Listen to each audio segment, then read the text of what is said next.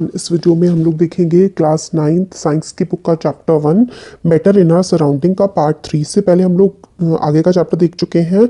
इस वीडियो में हम लोग देखेंगे can matter change it's state. हम लोगों ने इससे पहले वाली वीडियो में देखा था कि मैटर के जो फॉर्म्स होते हैं सॉलिड, लिक्विड एंड गैस, अब क्या एक फॉर्म दूसरे फॉर्म में कन्वर्ट हो सकता है?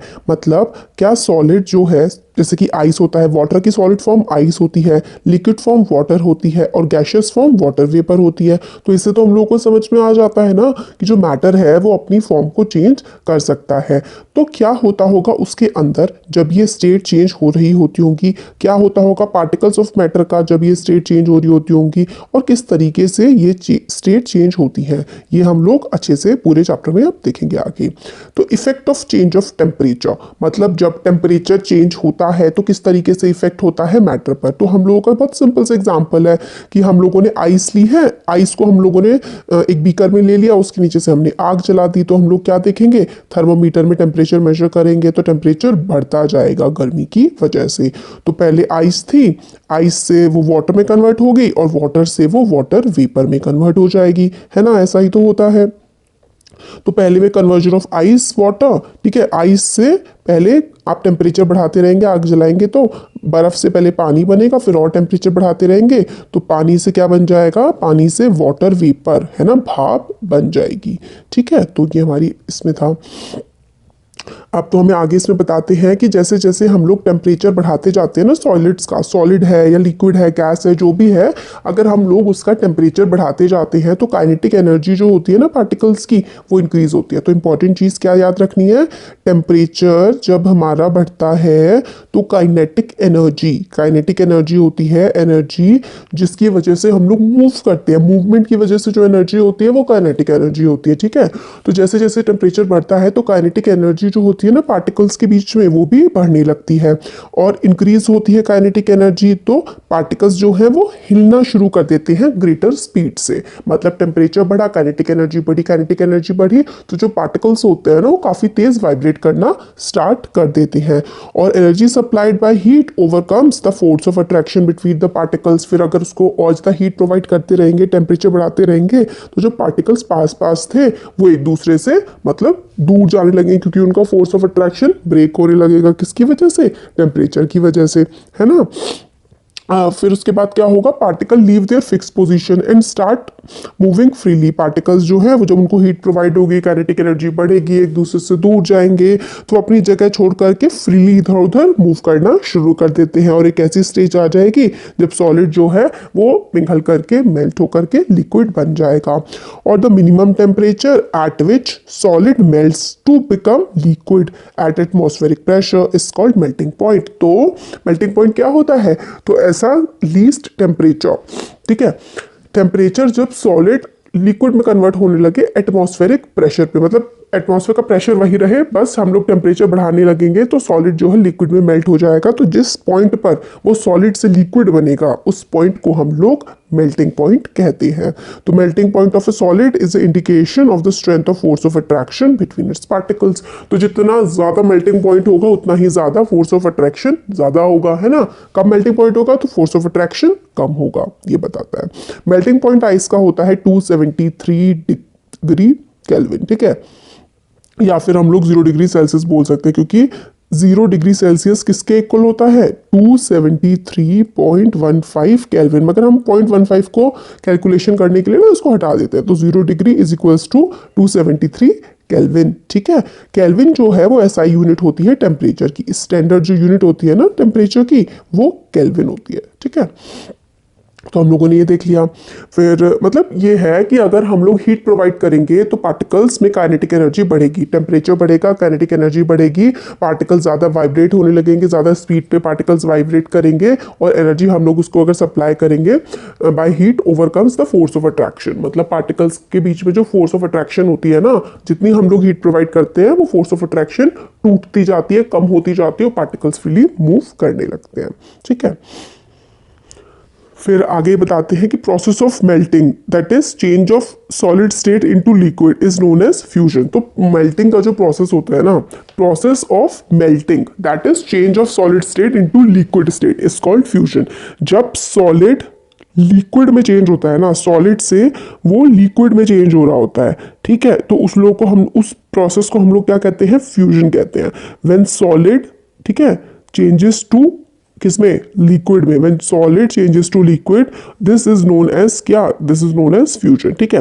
When solid melts its temperature remains the same, so where does the heat go. अगर जब सॉलिड मेल्ट हो रहा होता है तो हीट जो है हम लोग कितना भी उसको गर्म करते रहे, टेम्परेचर उस सिस्टम का वही बना रहता है। तो क्या होता है, जैसे कि सपोज करिए आप ना बर्फ है आपके पास, ठीक है, और आप नीचे से उसको बर्नर से मतलब आपने जला रखा, एक आपने बर्तन में बर्फ रखी हुई है और नीचे से आपने गैस जलाई हुई है, और जो आइस है ना वो मेल्ट होके क्या कर रही है, मेल्ट होकर के वो लिक्विड में कन्वर्ट हो रही है। मगर जब वो मेल्ट हो रही होती है तो सिस्टम का टेम्परेचर बढ़ रहा होता है। बट एक पॉइंट जब आता है कि जब वो बिल्कुल मेल्ट होने वाली होती है ना, तो कुछ टाइम तक टेम्परेचर बिल्कुल भी नहीं बढ़ता है, टेम्परेचर वही का वही रहता है। तो भाई वो जो हम हीट दे रहे हैं नीचे से, वो हीट कहाँ जा रही है, तो देखिए वो हीट जो है ना वो बॉन्ड्स को तोड़ने के काम आती है। जो सॉलिड में जो फोर्स ऑफ अट्रैक्शन होता है ना बॉन्ड्स के बीच में, उसको तोड़ने के काम वो जाती है। मगर हम लोग को लगता है कि वो हीट कहीं छुप गई है, इसलिए हम उसको लेटेंट हीट बोलते हैं।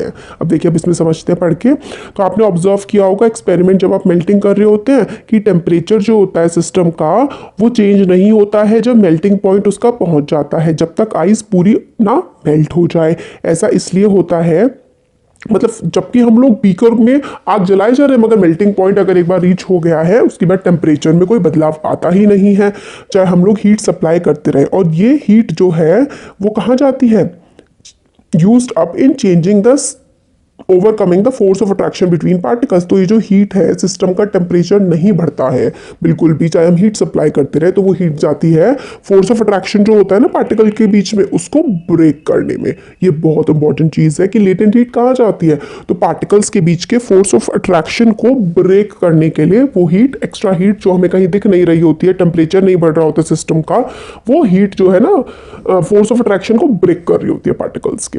तो as this heat energy is absorbed by ice without showing any rise in the temperature, this is considered that it gets hidden in the content of the beaker and is known as latent heat। और क्योंकि हम लोगों को temperature बढ़ता हुआ नहीं दिख रहा होता, हमें लगता है जैसे कि वो जो हीट थी वो कहीं बीकर में छुप गई है, इसीलिए उस हीट को हम लोग क्या कहते हैं, लेटेंट हीट। लेटेंट का मतलब होता है हिडन या फिर छुपा हुआ, ठीक है।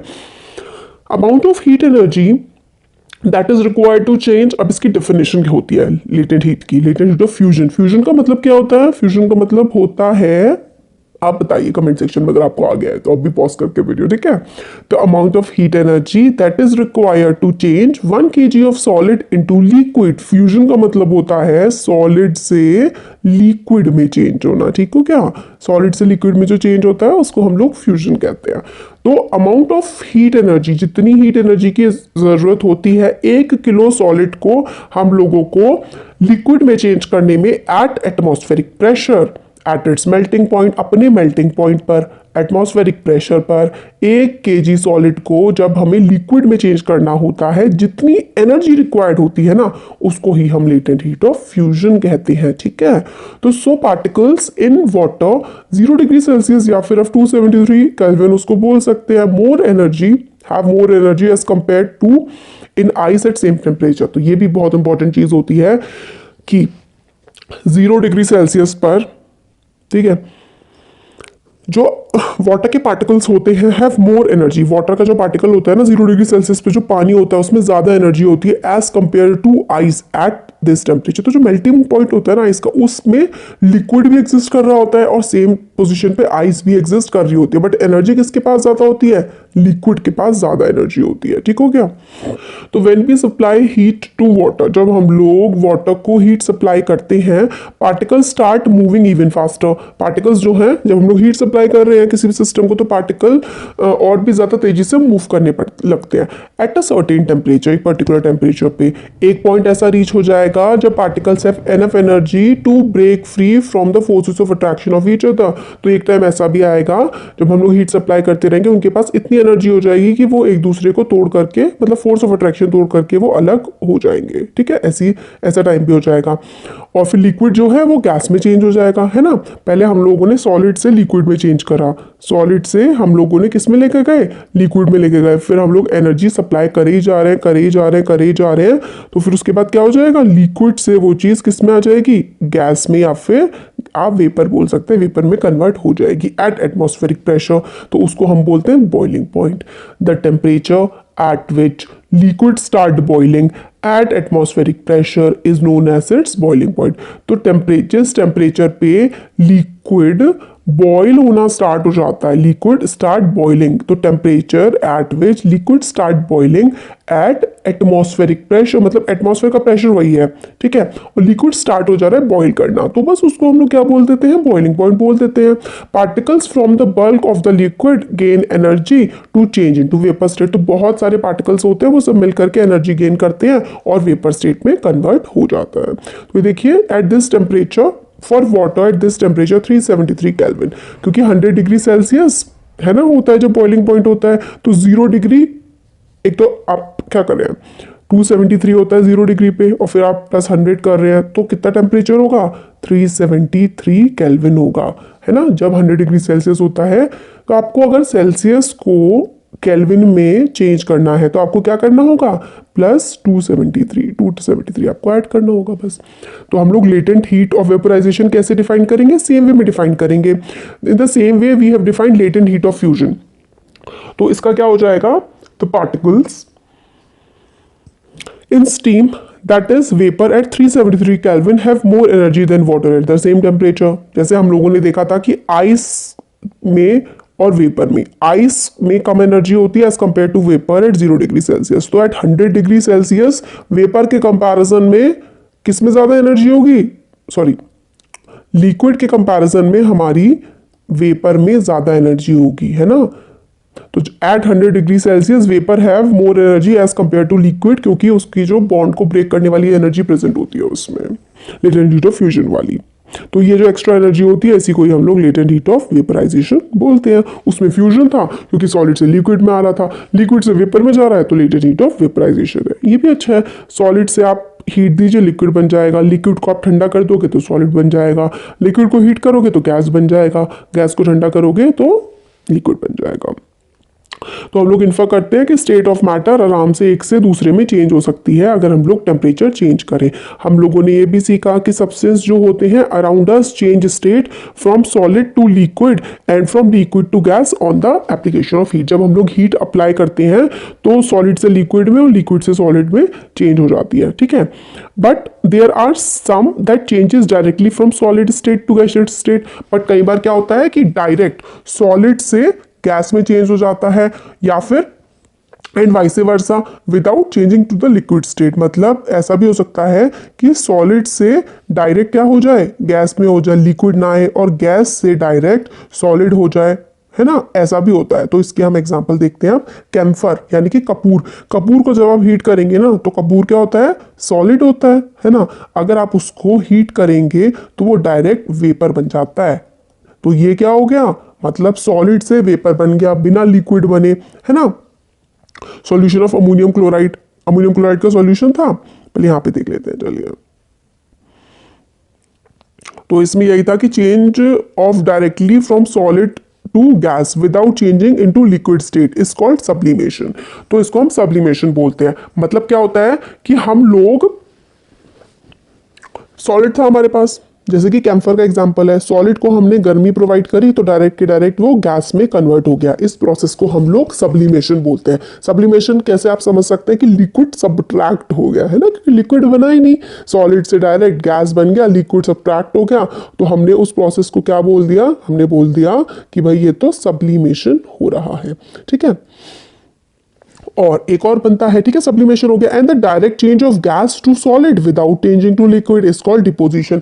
मतलब आप डायरेक्ट गैस में चेंज कर दें, मतलब गैस थी, ठीक है, गैस से आप लिक्विड में नहीं चेंज करा और आपने डायरेक्ट किस में चेंज कर दिया, सॉलिड में चेंज कर दिया, तो उस चीज को हम लोग क्या बोलते हैं, डिपोजिशन। उस प्रोसेस का नाम होता है, जैसे सब्लिमेशन होता है कि सॉलिड से डायरेक्टली गैस, सॉलिड से डायरेक्टली गैस तो सब्लिमेशन, और गैस से डायरेक्टली सॉलिड तो डिपोजिशन। ये हो गया। अब effect of change of pressure, pressure change होता है तो किस तरीके से चीजों पे इफेक्ट पड़ता है। जैसे टेम्परेचर का इफेक्ट देख लिया हमने, है ना। अब प्रेशर का इफेक्ट देखते हैं कि हम लोगों ने पढ़ा कि डिफरेंट स्टेट जो है वो डिफरेंट डिफरेंट एक्ट करती हैं। State of matter is due to difference in the distance between the constituent particle. अलग अलग स्टेट जो होती है मैटर की वो अलग अलग क्यों होती हैं? क्योंकि उनके जो कॉन्स्टिट्यूएंट पार्टिकल्स होते हैं वो काफी अलग अलग होते हैं। जैसे कि कॉन्स्टिट्यूएंट पार्टिकल क्या होगा, सॉलिड में पार्टिकल्स पास पास होते हैं इसलिए वो सॉलिड होता है, लिक्विड में थोड़े दूर होते हैं, गैसेस में काफी दूर होते हैं, है ना। तो कॉन्स्टिट्यूएंट पार्टिकल अलग अलग होते हैं, तो इसलिए उनका जो बिहेवियर होता है वो अलग अलग होता है। तो what will happen when we start putting pressure and compress a gas, अगर हम लोग प्रेशर डालने लगे और किसी गैस को कंप्रेस कर दे, कंप्रेस करने का मतलब होता है हम किसी गैस को दबा दें, तो क्या होगा, आप लोग जो सिलेंडर का इस्तेमाल करते हैं, वो जो सिलेंडर होते हैं आप किस तरीके से वो होते हैं, यूज होते हैं, बहुत ज़्यादा हाई प्रेशर पे हम लोग सिलेंडर में गैस को भरते हैं। Will the particles come closer, अगर हम लोग बहुत ही ज़्यादा प्रेशर पे किसी भी सिलेंडर को रखेंगे तो क्या पार्टिकल्स क्लोज आ जाएंगे।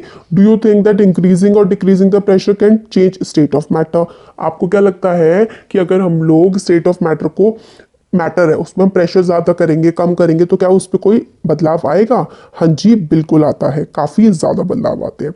तो हमें ये पिस्टन दे रखा है, तो एक में हमें क्या करना है, पिस्टन में by applying pressure particles of matter can be closer. तो एक बार क्या था, पार्टिकल्स काफी ज्यादा दूर दूर थे, है ना, हमने कम प्रेशर डाला, तो फिर हमने और ज्यादा प्रेशर डाला तो पार्टिकल और पास आ गए, फिर हमने और भी ज्यादा प्रेशर डाला तो पार्टिकल्स बिल्कुल पास आ गए, है ना। कम प्रेशर तो पार्टिकल दूर, थोड़ा प्रेशर बढ़ाएंगे पार्टिकल पास, और प्रेशर बढ़ाएंगे तो पार्टिकल पास और भी ज्यादा आ जाएंगे। तो हम लोगों ने देख लिया कि after applying pressure and reducing temperature can liquefy gases. ठीक है, हम लोग प्रेशर अप्लाई करेंगे और हम लोग प्रेशर को हमने बढ़ा दिया, और देखिए क्या करा हमने, प्रेशर बढ़ा दिया टेम्परेचर कम कर दिया, तो जो गैस होती है ना वो लिक्विड में कन्वर्ट हो जाती है। मतलब अगर कोई गैस है, आपने प्रेशर बहुत बढ़ा दिया और टेम्परेचर बहुत कम कर दिया तो गैस लिक्विड में कन्वर्ट हो जाती है। तो आपने क्या कभी सुना है कि सॉलिड कार्बन डाइऑक्साइड होती है, सॉलिड CO2, जिसको हम लोग काफी हाई प्रेशर पे रखते हैं, तो solid CO2 gets converted directly to gaseous state. मतलब जो सॉलिड CO2 होती है ना, सॉलिड कार्बन डाइऑक्साइड होती है, उसको हम लोग डायरेक्टली गैसियस स्टेट में कन्वर्ट कर देते हैं on decreasing the pressure to 1 atmosphere. Pressure हम लोग कम कर देंगे 1 एटमॉस्फेयर का without coming to liquid state. मतलब जो सॉलिड कार्बन डाइऑक्साइड होती है ना वो लिक्विड स्टेट में नहीं आती है और वो डायरेक्टली गैसियस स्टेट में आ जाती है। This is the reason that solid carbon dioxide is known as dry ice. Dry ice बोलते हैं हम लोग सॉलिड कार्बन डाइऑक्साइड को, क्योंकि वो काफी ठंडी होती है और हम लोग जो डायरेक्टली उस पर बहुत ज्यादा प्रेशर अप्लाई करते हैं, हाई प्रेशर पे होती है वो, एंड वेरी लो टेम्परेचर, बहुत लो टेम्परेचर पे होती है तो आइस की तरह एक्ट करती है, बहुत हाई प्रेशर पे होती है तो वो सॉलिड बन जाती है, सॉलिडिफाई टाइप की हो जाती है। ठीक है, तो इसलिए हम उसको क्या बोलते हैं, सॉलिड कार्बन डाइऑक्साइड को ड्राई आइस बोलते हैं। इसलिए हम लोग कह सकते हैं कि प्रेशर और टेम्परेचर जो है वो डिटरमाइन करते हैं state of a substance, whether it will be solid, liquid और गैस। तो प्रेशर और टेम्परेचर का बहुत बड़ा रोल होता है ये बताने में कि कोई सब्सटेंस सॉलिड होगा, लिक्विड होगा या फिर गैस होगा। तो इंटर कन्वर्जन किस तरीके से होता है, इंटर कन्वर्जन का मतलब होता है चेंज कैसे होते हैं। तो सॉलिड को आप सब्लिमेशन कर दीजिए, मतलब सॉलिड से आप अगर डायरेक्ट गैस में चेंज कर रहे हैं तो उसको क्या बोलते हैं, सब्लिमेशन, और गैस से अगर आप सॉलिड में चेंज कर रहे हैं तो उसको आप लोग क्या बोलते हैं, डिपोजिशन बोलते हैं। ठीक है, और अगर आप सॉलिड से लिक्विड में चेंज कर रहे हैं तो उसको फ्यूजन, लिक्विड से सॉलिड को सॉलिडिफिकेशन, लिक्विड से गैस को वेपराइजेशन, और गैस से लिक्विड को, मतलब गैस से आपने लिक्विड में चेंज कर दिया है तो आप उसको कंडेंसेशन बोलते हैं। तो इस वीडियो में हम लोग इतना ही देख रहे हैं। वीडियो कैसा लगा जरूर बताइएगा और चैनल को सब्सक्राइब जरूर करिए, नया चैनल है, आप लोग के सपोर्ट की बहुत ज़रूरत है। जितना ज़्यादा आप लोग शेयर करेंगे, अपने फ्रेंड्स के साथ सब्सक्राइब करेंगे, उतना ही मुझे मोटिवेशन मिलेगा कि मैं और वीडियोज़ बनाऊँ। Thank you.